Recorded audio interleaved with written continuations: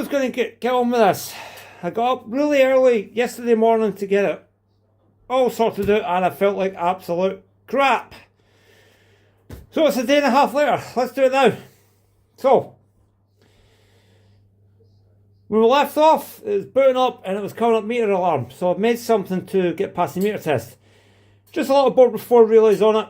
They're 24 volt relays, but that doesn't matter. I'm not looking for them to click or anything. I'm just looking to put a little bit of load in the circuit so it gets past the meter test. So let's see where we are now.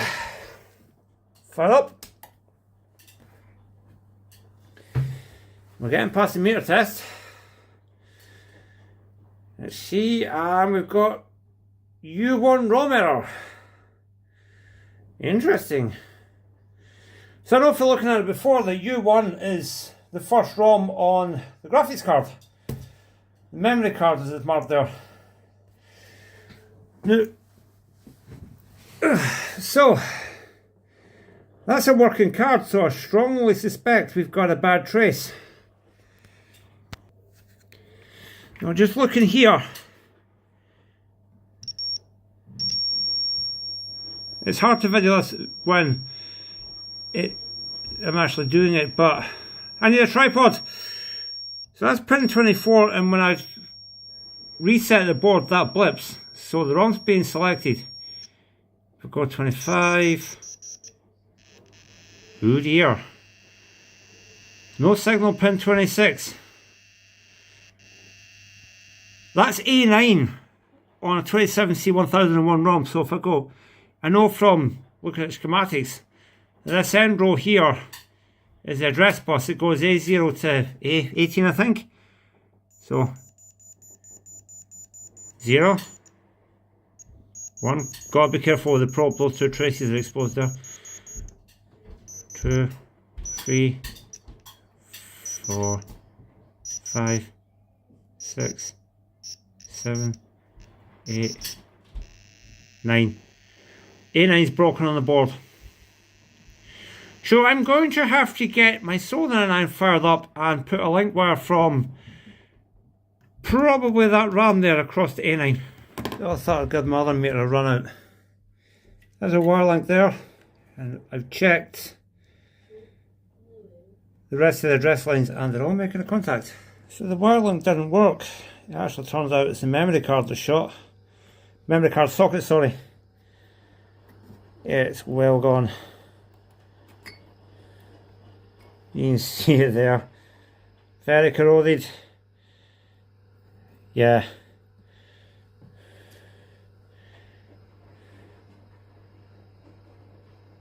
Got a spare though that looks better.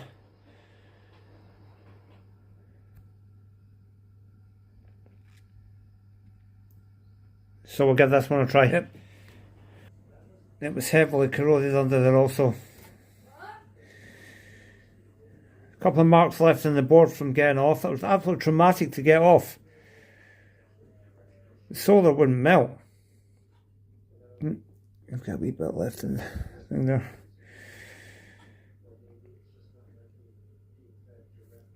Some of the traces along the top here are gone. I think it's 4, 9, 13 and 14. The rest all seem to be there. So, need to buff this down a bit and turn it up.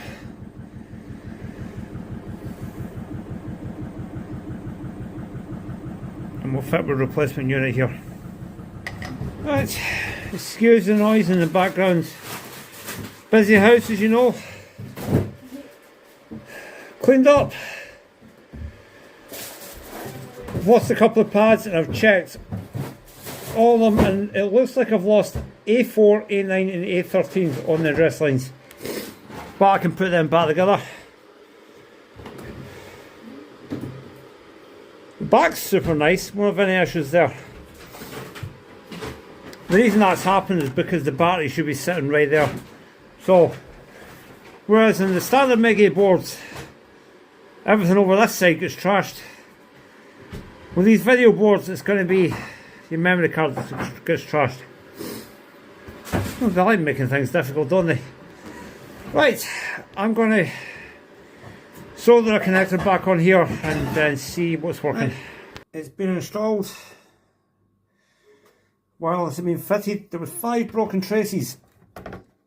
That's not anything I've done. A couple of the pads were gone, and I think a couple of the through holes were gone because it buzzed absolutely fine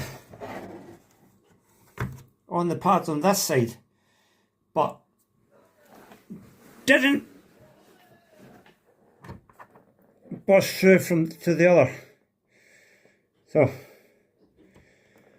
let's give it a try.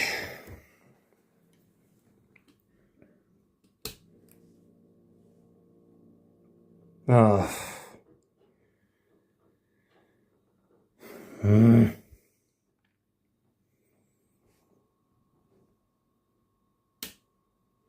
Don't know.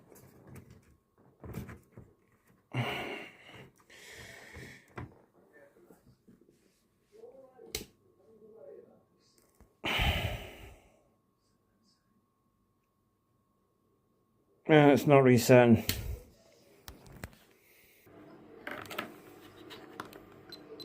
Nah. It's not running. Something's happened.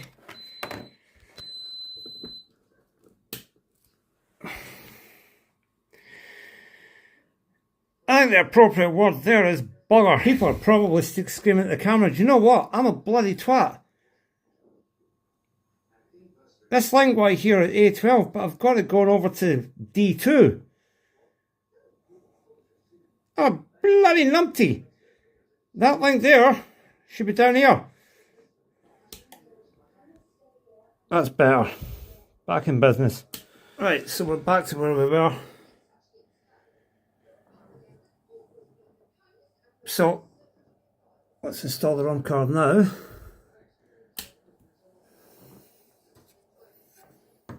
And see where we get to.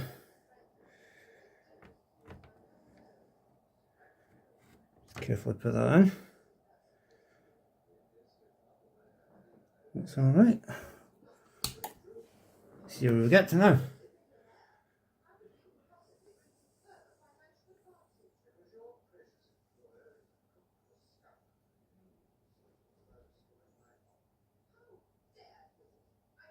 What?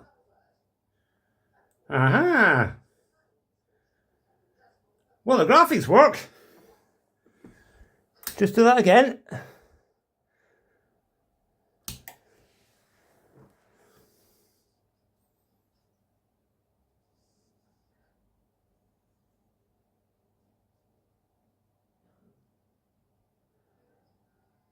Yep, the graphics are good. Now the fun really begins. We don't have a real board. Yeah, we need one of these. Just, it doesn't actually look like there's much to this. I reckon I can get away with just this part. And what we got? We've got an 8032. It's still a ROM latch.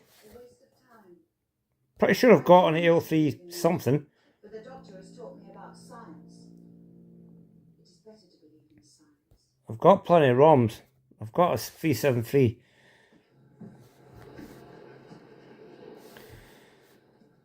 What's that? That 245?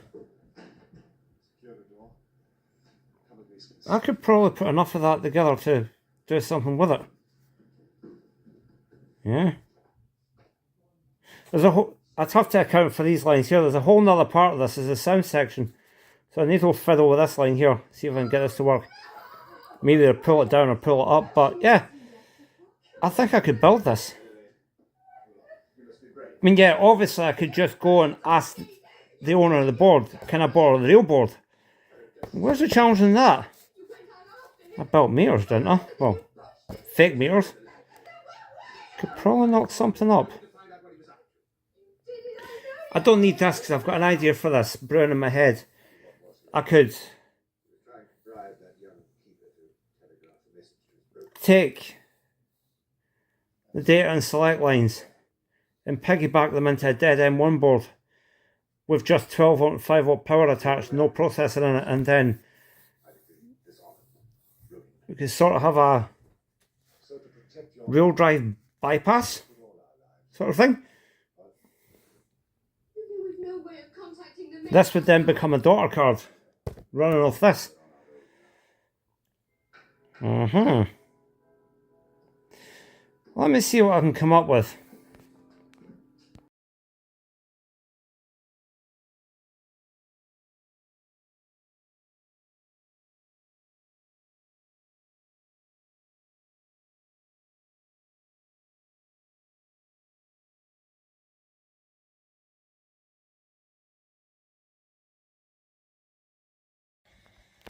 Now, in the absence of not having a real board, and highly unlikely that anybody else has one I can borrow, apart from the owner who's away at the minute, no alternative. I made one. Well, I made the CPU side of it, and you think, well, what use is that? Okay, so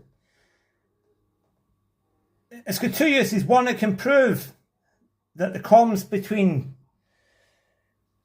our M1V board here and the real board work.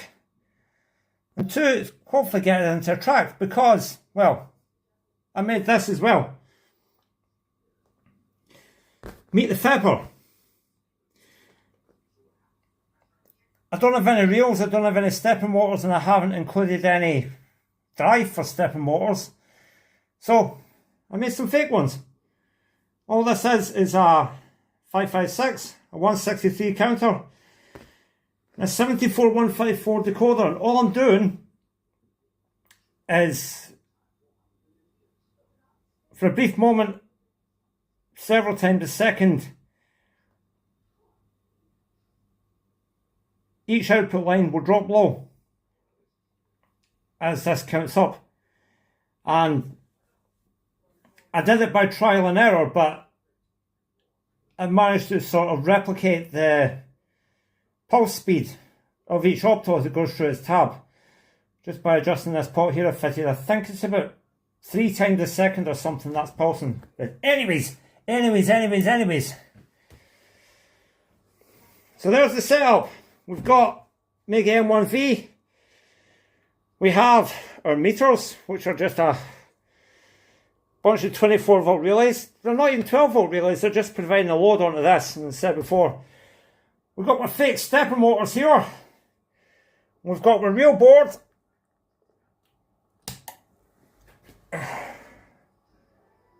Pulsing away, lit up.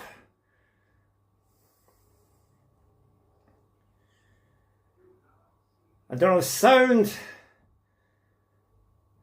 Ignore the slight variations in brightness such as crappy connections. But there we go.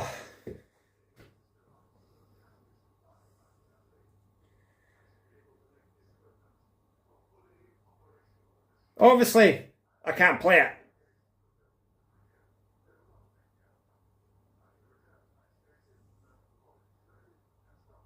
But it should be in test mode. If I just pulled this. Yeah, test mode. So it's alive. Let's turn it off now. Quite a bit of work was involved. I didn't film all of it. It uses quite a odd crystal speed, and it turns out to be that's a common crystal speed used in serial modems to set the baud rate. I thought I could just use a 12 MHz crystal. This is it's an 8032 processor, which is the same. It's in the 8051 family. So I thought, well, if that's an 8051 and Maygay uses an 8051 that's lamp drive, it's got 12 MHz crystal there. I put 12 MHz crystal here. Didn't work.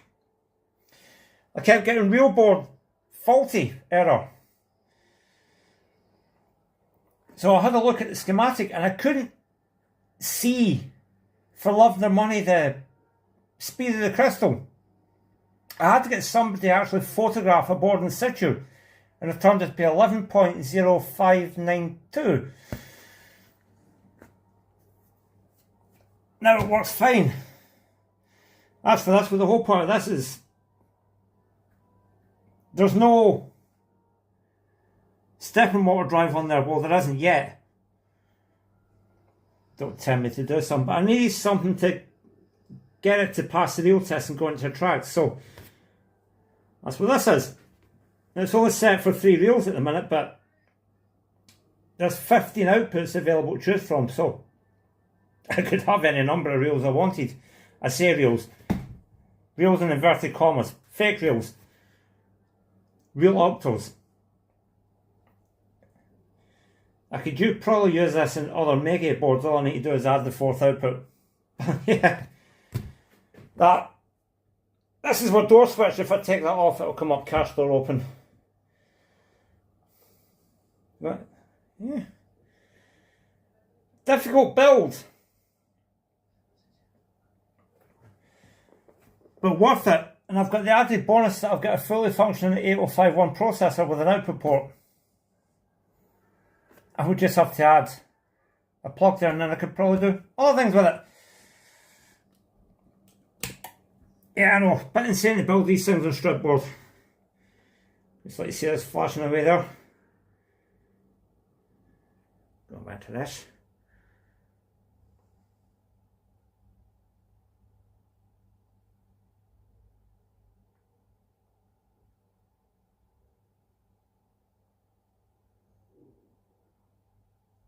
You could tell why they needed a 68000 processor. That's quite high resolution graphics for Fruit Machine. Remember, I've worked on the likes of Buster and Striking Urge. You remember what those graphics look like.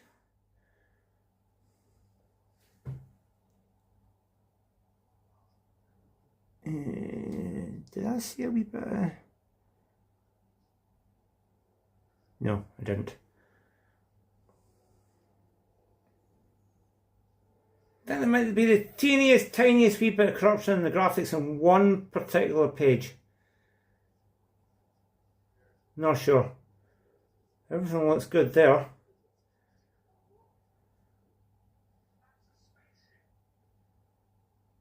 It does look nice, doesn't it? The owner's going to have fun with this when he gets it in the machine.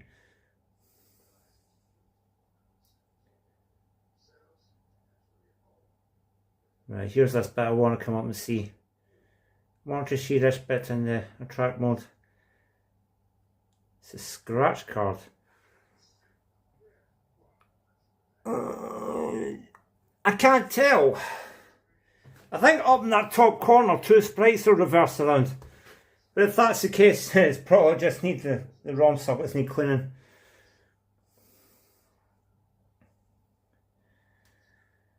But we won't go into that. The owner can do the rest of it when he gets it back.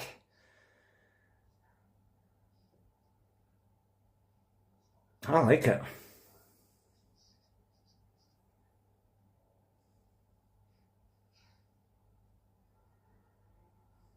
Obviously I can't play it for love nor money. I need sound to be able to see what I'm doing. I could build a sound card, I suppose. Do I really have time though? This is due back. Like this bit here. I'm trying to catch this bit.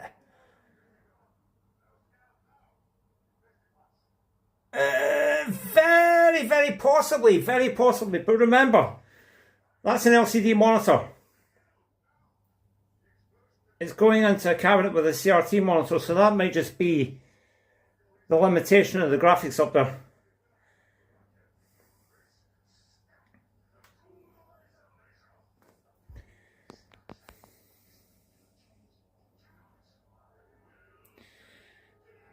I'm tempted to go get my so-called ouch lead now and see if this is actually playable. Hold on. It is actually playable, but I don't have a clue what I'm doing. I can't see anything. Yeah, it's working.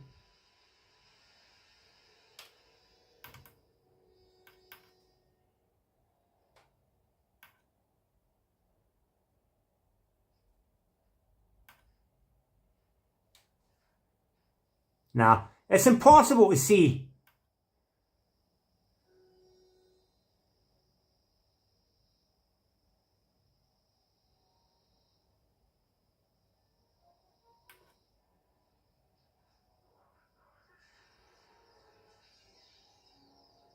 Can't tell.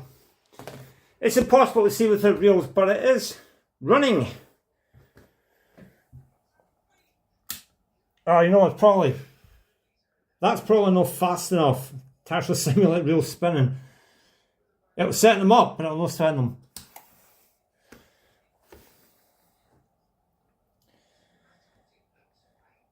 I'll test that with a different Maygay board that I've got. Probably grab my Maygay from hell and finally get the reels onto it. Finally play it. For now, I'm just enjoying the track mode of this. Can't get enough of the track mode of this. It's beautiful. Oh, and it's fully running now. It's fully running. I've disabled that. I've took the link back off. So it's running with its own watchdog.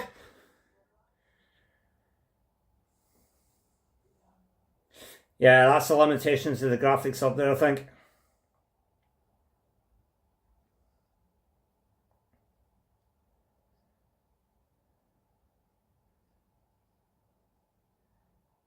She's looking lovely.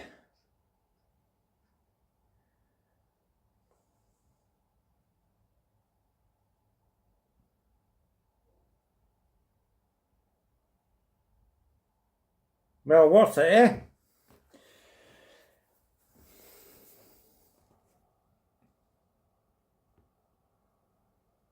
Good old Fepper. I'm going to keep that, and I'm going to keep that because I'll probably adapt that to do something else. Basically, just need to write other code for that, and I could pretty much do anything I want. I've got these on the output side of the 245, but if I put a plug there on the input side, then just need to add a couple of control lines. Night time. Yeah, it is night time. Right. So, okay. You're not going to get a gameplay video here. And you might not see this again. And the simple reason for that is, look what's involved to get the right thing running. Screenplay is really one that you need the cabinet. Or just a little bit of inbuilt domestic psychosis to sit over a few nights and make half the parts yourself. Which I'm sure most people are not going to do. So before we sign off, just want to say massive shout out to Arcade. Shout out to James Hardy, Ben Aubrey, Adrian Voss, Paul Bellinger, Chris, Anthony King, everybody else has been speaking to about this. If anybody wants one of these built, forget it. Schematics are easy enough to follow. All you have to do is make sure you get all the links in place. I can provide some photographs at the top and bottom of this. This thing's easy enough to build. It's just 555. A couple of counterparts. I'll take you through how to do it, but I don't think I'll be allowed to sit and do this again. This has taken up quite a lot of time on the table.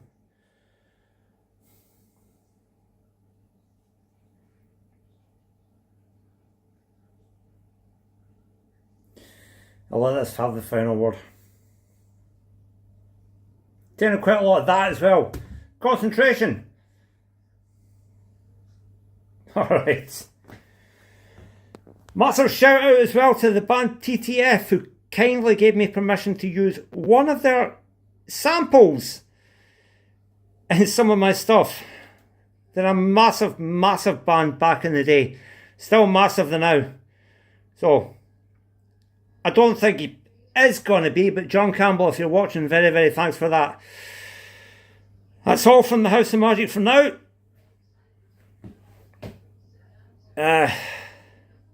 yeah,